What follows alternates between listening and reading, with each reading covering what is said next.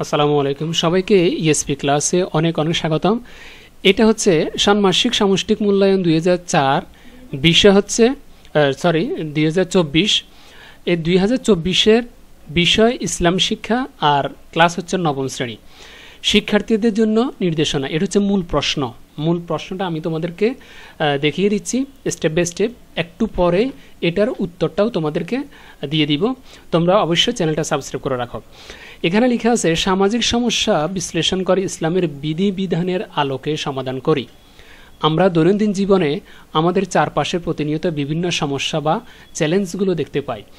ইসলামের নির্দেশনা বিধিবিধান যথাযথভাবে চর্চা করলে এই ধরনের সমস্যার সমাধান করা সম্ভব।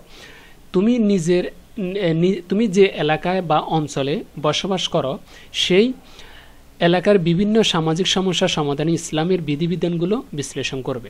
এখানে কাজ 1 যেটা তোমাদেরকে করতে বলা হয়েছে, সমস্যা বা চ্যালেঞ্জ অনুসন্ধান। তো 1 নম্বরে আছে, তুমি যে এলাকায় বা অঞ্চলে বসবাস করো সে এলাকার বিভিন্ন সমস্যা বা চ্যালেঞ্জগুলোর তালিকা করো। তো তালিকার ভিতরে যেটা করবে বা যে সমস্যাগুলো বের করবে সেটা হচ্ছে সামাজিক সমস্যা, মানে তুমি যে এলাকায় থাকো ওই এলাকার সামাজিক সমস্যাগুলো কি সেটা বের করবে। 2 হচ্ছে, এরপর তোমার একজন সহপাঠীর কাছ থেকে জেনে নাও সে কি কি সমস্যা বা চ্যালেঞ্জগুলো খুঁজে পেল। তোমার যদি হেজিটেশন মনে হয় তখন তুমি তোমার সহপাঠী অথবা ক্লাসমেট যে আছে তার সাথে শেয়ার করো এবং সে কী লিখেছে সেটা তুমি বের করো।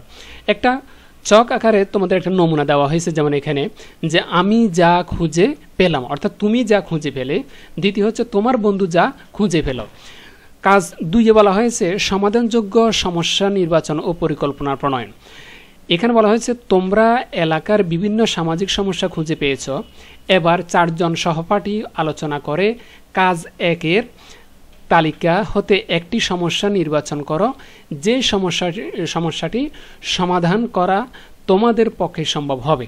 2, সমস্যাটি নির্বাচনের পক্ষে এককভাবে তোমার যুক্তি তুলে ধরো।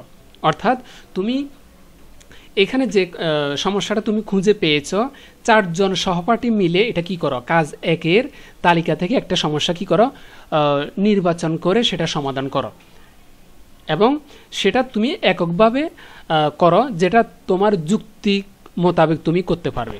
আর নমুনা আকারে দিয়েছে যে সামাজিক গুরুত্বগুলো কি, মানে যেটা তুমি খুঁজে পেয়েছো সেটার সামাজিক গুরুত্ব কি কি হতে পারে আর ধর্মীয় গুরুত্ব কি কি হতে পারে, তুমি এটা নোট করবে। ওকে, একটু পরে কিন্তু আমরা এইগুলোর উত্তর দিয়ে দিব। অবশ্যই চ্যানেলটা সাবস্ক্রাইব করবে আর তোমার বন্ধুবান্ধবকে এই ভিডিওটা শেয়ার করে দাও। এটা হচ্ছে মূল প্রশ্ন। এরপরে 3-এ বলা হচ্ছে, এরপর তোমরা 4 জন সহপাঠী আলোচনা করে নির্বাচিত সমস্যাটি কিভাবে সমাধান করা যেতে পারে তার একটি পরিকল্পনা তৈরি করে উপস্থাপন করো। আর পরিকল্পনা উপস্থাপন করবে যেগুলো কি কি, যেমন নির্বাচিত সমস্যা বা চ্যালেঞ্জের নাম। 2 হচ্ছে সমস্যা বা চ্যালেঞ্জটি সমাধানের উদ্দেশ্য। 3 হচ্ছে সময় বা দিন মাস। 4 হচ্ছে কার কার সহায়তা প্রয়োজন। 5 হচ্ছে স্ব দায়িত্ব বন্টন, স্ব মানে নিজ নিজ, এটা বোঝাচ্ছে। ইসলামের বিধিবিধান ও নির্দেশনা চর্চা বা প্রয়োগ এবং নৈতিক ও মানবিক। ওকে, এগুলো হচ্ছে পরিকল্পনা উপস্থাপন। ওকে, এগুলো দিয়ে তুমি উত্তরটা সুন্দর করে সাজাবে। কাজ 3-এ বলা হয়েছে, এখানে কাজ 3-এ বলা হয়েছে প্রতিবেদন লিপি। একটা প্রতিবেদন তোমাকে লিখতে হবে। এটা কিভাবে তৈরি করতে হবে, এখানে বলা হচ্ছে তোমার বিদ্যালয় বা এলাকার একটি ইতিবাচক উদ্যোগ চিহ্নিত করো। ইসলামের নির্দেশনা, বিধিবিধান ও রাজনীতি ইত্যাদির আলোকে ইতিবাচক উদ্যোগটির স্বরূপ, উদ্যোগ গ্রহণের কারণ ও ফলাফল বিশ্লেষণ করে একটি প্রতিবেদন লিখো। ওকে, এরপরে কাজ 4-এ কি বলা হয়েছে, ইসলামের বিধিবিধান দৈনন্দিন জীবনে অনুশীলন করি। অর্থাৎ দৈনন্দিন জীবনে আমরা ইসলামের নিয়মটা পালন করে যাই, এটা বলা হয়েছে। তো এখানে বলা হয়েছে যে তুমি যে সামাজিক সমস্যা বিশ্লেষণ করেছ, তোমার এলাকার বিভিন্ন সামাজিক সমস্যা চিহ্নিত, সমাধানযোগ্য সমস্যার নির্বাচন, সমাধানের পরিকল্পনা ইত্যাদি, এগুলো হচ্ছে সামাজিক সমস্যাগুলো যেগুলো তুমি নির্বাচন করেছ। এরপর বলছে ইসলামের বিধিবিধানের আলোকে তা সমাধান করার জন্য তোমার দৈনন্দিন জীবনের কোন কোন ক্ষেত্রে পরিবর্তন প্রয়োজন তা চিহ্নিত করে কিভাবে অনুশীলন করবে তা উল্লেখ করো। ঠিক আছে, এটা হচ্ছে তোমাদের মূল প্রশ্নটা।